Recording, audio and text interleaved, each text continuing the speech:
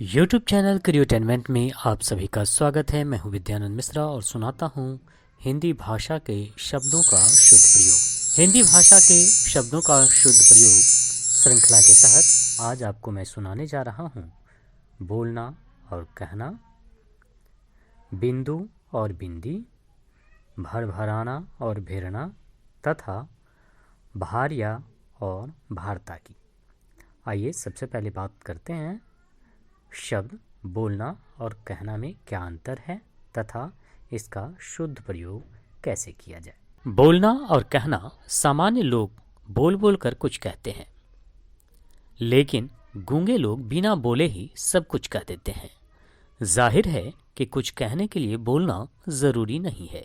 सुना होगा आंखें कह गई दिल की बात। बोलना मूलतः उच्चारण करना के निकट है। वह एक घटना मात्र है, जैसे बच्चा बोलने लगा, मुंह से कुछ भी निकला कि बोलना हो गया। वह बात करना के बराबर है, जैसे पति पत्नी झगड़ने के बाद प्रायः कुछ समय तक एक दूसरे से नहीं बोलते हैं। कौन बोलता है और क्या बोलता है के लिए कुछ उदाहरण देखें। चिड़िया बोलती है, कभी कभी पेट भी बोलता है, किसी किसी का पैसा बोलता है। आदमी सच या झूठ बोलता है, वह किसी की जय बोलता है, वह बोली या बोल बोलता है। एक गाना है, मीठे बोल बोले बोले रे कोयलिया। बोलना के प्रयोग की कुछ सीमाएं हैं, जैसे मैंने कहानी बोली गलत है, मैंने उससे बोला भी गलत है, मैंने उससे कहा यों तो सही है पर इसका अर्थ अधूरा है, इसलिए क्योंकि क्या कहा इसमें अस्पष्ट नहीं है।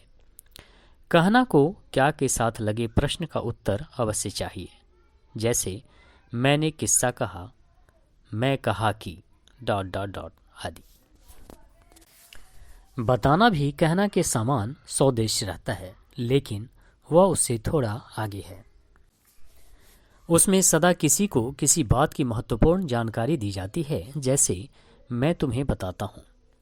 हल या गुर या जवाब या रास्ता या प्रेम करने का तरीका। बताना दिखाना नहीं है। यदि आप दुकानदार से कहते हैं कि सारी तो बताना ज़रा, तो आप दिखाना शब्द के साथ अन्याय करते हैं, क्योंकि वह बताना का नहीं दिखाना का हक है। अब बात करते हैं शब्द बिंदु और बिंदी की। एक उर्दू हिंदी शब्दकोश में अरबी स्रोत के नुक्ता के अर्थ बिंदु, बिंदी, बुंदकी और कतरा के अर्थ बिंदु, बुंद दिए हुए हैं, जिनमें विंदवी, बुंदिया, बुंदी, बिंदुकित, बिंदुका, बिंदुली, बिडबिंदा, बुंदा जोड़कर हम कह सकते हैं कि ये सब एक ही परिवार के हैं। बिंदु पहले बुंदी बना, फिर बुंद। बिंदु में बुंद धातु है, जिसके माने खंड खंड करना या विभक्त करना है। बुंद के कम प्रचलित नाम विंदवी और बिंदुक है। बुंद यदि छोटी है तो बुंदिया है। बचपन में एक गाना सुना था, नन्ही नन्ही बुंदिया रे सावन का मेरा झूलना। बुंदी भी छोटी बूंद है, पर दूसरी ओर वह बेसन से बनाई गई बूंदों जैसी मिठाई है, जो बुंदिया नहीं है। बिंदु और बिंदी दोनों को एक ओर शून्य या सिफर के लिए और दूसरी ओर अनुस्वार के लिए प्रयुक्त किया जाता है। लेकिन किसी बिंदु पर चर्चा हो रही है को किसी बिंदी पर चर्चा हो रही है कहने से गड़बड़ी हो जाएगी। बिंदुकित, बिंदा, बिंदुला तीनों बिंदी हैं। बिंदा बड़ी बिंदी है, बुंदकी छोटी बिंदी है। बिंदी का अर्थ गोल टीका लिखा मिलता है, लेकिन टीका बड़ा होता है। बिंदी वस्तुतः टिकली है। अब बुंद रह गया, जो आजकल भले ही 365 प्रकार का होता हो, पर शुरू शुरू में यह बुंद जैसे डिजाइन का रहा होगा। अब बात करते हैं शब्द भड़भड़ाना और भेरना की। दो कीवार आपस में टकराए, एक आवाज हुई। उस आवाज के अनुकरण पर शब्द बना भड़। कीवार भर से टकराते हैं। उस आवाज की बारंबारता के लिए कहा जाने लगा भड़ भड़। कीवार भड़ भड़ करते हैं, यानी भरभराते हैं। उस आवाज से मिलती जुलती हर आवाज भर भर हो गई। स्टोर में कुछ सामान गिरने पड़ने से बड़ी भरभर हो रही थी। आदमी भी भरभर यानी बकवास करता है, अर्थात भरभराता है और भरभरिया कहलाता है। उसकी बरबर से उसकी भड़भड़ और उसके बरबराने से उसका भड़भड़ाना अधिक आवाज वाला होता है। आदमी की भड़ास भी भड़ से निकल पड़ती है। जब भड़ की आवाज के साथ किवारों के बंद होने की घटना घटती है तो वे या तो स्वयं भिड़ जाते हैं या उन्हें कोई भेड़ देता है। भेड़ना माने टकराना हो गया। इसी आधार पर भीड़ या भेड़ना से बना, क्योंकि उसमें लोग एक दूसरे से भिड़ते हैं या टकराते हैं।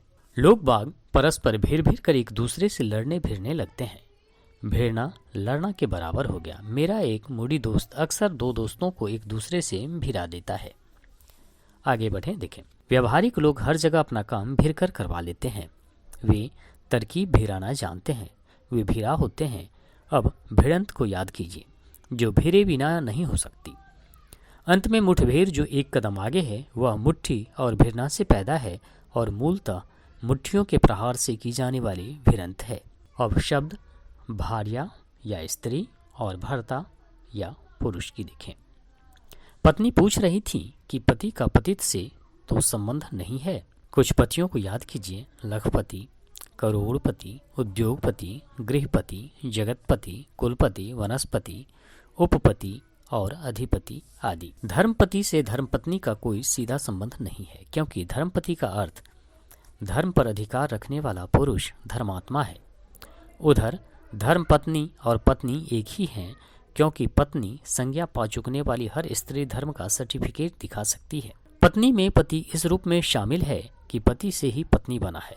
पत्नी के लिए पत्नी के अतिरिक्त आप निम्नलिखित शब्द का इस्तेमाल भी करते हैं: बीवी, औरत, परिणीता, विवाहिता, अर्धांगिनी, सधर्मिणी, जीवन संगिनी, घरवाली, लुगाई, जोरू, भार्या तथा स्त्री आदि। महिला माने भी स्त्री है पर पत्नी नहीं।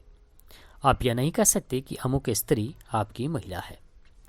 पति के लिए पति के अतिरिक्त शब्द भी इस्तेमाल किए जाते हैं, जैसे शौहर और मियाँ और मर्द, खाविंद, आदमी, कांत तथा भरतार या भरतार भी। पुरुष स्त्री का विपर्याय है। उसका अर्थ आप पति इस प्रकार निकाल सकते हैं कि पर पुरुष अपना पति नहीं होता।